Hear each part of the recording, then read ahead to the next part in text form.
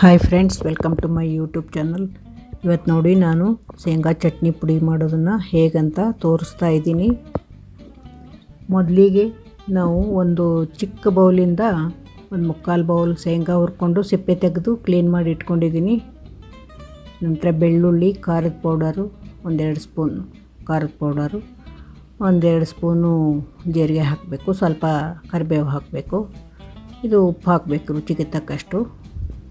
ನೋಡಿ, ಮೊದಲಿಗೆ ನಾನು 2 ಸ್ಪೂನ್ ಖಾರದ ಪುಡಿ ಹಾಕ್ತಾಯಿದ್ದೀನಿ ಮಿಕ್ಸಿ ಜಾರ್ಗೆ. ನಂತರ ಅದಕ್ಕೆ ಸ್ವಲ್ಪ ಬೆಳ್ಳುಳ್ಳಿ, ಒಂದು ಗೆಡ್ಡೆದು ಅಂದ್ಕೊಳ್ಳಿ, ಸುಲಿದ ಬೆಳ್ಳುಳ್ಳಿ ಹಾಕ್ಕೊಂಡಿದ್ದೀನಿ. ಸ್ವಲ್ಪ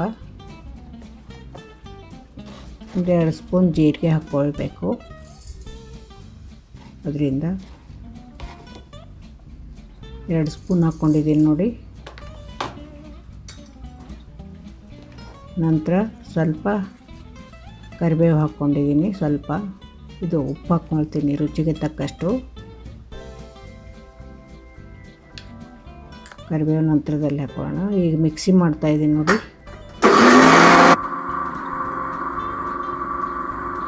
ಮೊದಲು ಖಾರದ ಪೌಡರು, ಬೆಳ್ಳುಳ್ಳಿ, ಜೀರಿಗೆ ಹಾಕ್ಕೊಂಡು ಮಿಕ್ಸಿ ಮಾಡ್ಕೊಳ್ಬೇಕು. ರುಚಿಗೆ ತಕ್ಕಷ್ಟು ಉಪ್ಪು ಹಾಕ್ಕೊಂಡು ಮಿಕ್ಸಿ ಮಾಡ್ಕೊಂಡ ನಂತರ ಎಲ್ಲ ಸಣ್ಣಗಾಗಿರುತ್ತೆ ಬೆಳ್ಳುಳ್ಳಿ ಎಲ್ಲ, ಜೀರಿಗೆ, ಬೆಳ್ಳುಳ್ಳಿ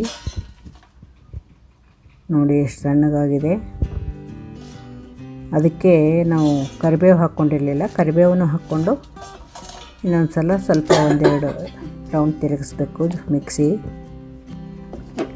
1 ನಿಮಿಷ ಮಿಕ್ಸಿ ಮಾಡಿದರೆ ಸಣ್ಣಗಾಗ್ಬಿಡುತ್ತೆ ಕರಿಬೇವೆಲ್ಲ. ನೋಡಿ ಹೀಗಾಗಿದೆ.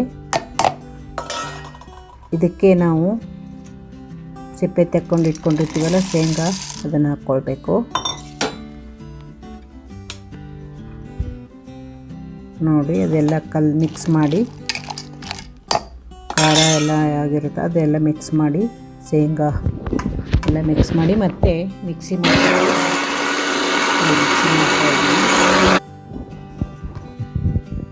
ನೋಡಿ. ಈಗ ಶೇಂಗಾ ಚಟ್ನಿ ಪೌಡರ್ ರೆಡಿಯಾಗಿದೆ. ತುಂಬ ಚೆನ್ನಾಗಿರುತ್ತೆ.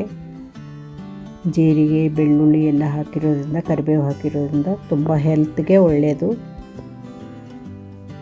ಆ ಬಾಕ್ಸಲ್ಲಿ ತೆಗಿತೀನಿ ನಾನು ಇದನ್ನೆಲ್ಲ, ಶೇಂಗಾ ಪೌಡರ್, ಚಟ್ನಿ ಪೌಡರು ನೋಡಿ ಬಾಕ್ಸ್ಗೆ ತೆಗೆದಿದ್ದೀನಿ. ತುಂಬ ಚೆನ್ನಾಗಿ ಕಾಣಿಸ್ತಾ ಇದೆ ನೋಡಿ. ನೋಡಿ ಒಂದು ಸ್ವಲ್ಪ ಟೇಸ್ಟ್ ನೋಡ್ತೀನಿ.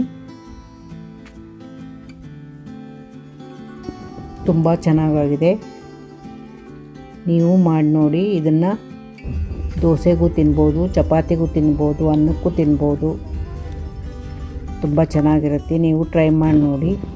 ಇದುವರೆಗೂ ನನ್ನ ಚಾನಲನ್ನು ವಿಡಿಯೋವನ್ನು ನೋಡಿದ್ದಕ್ಕಾಗಿ ಥ್ಯಾಂಕ್ ಯು ಸೋ ಮಚ್. ಹಾಗೆ ನನ್ನ ವಿಡಿಯೋನ ಸಪೋರ್ಟ್ ಮಾಡಿ ಪ್ಲೀಸ್. Thank you.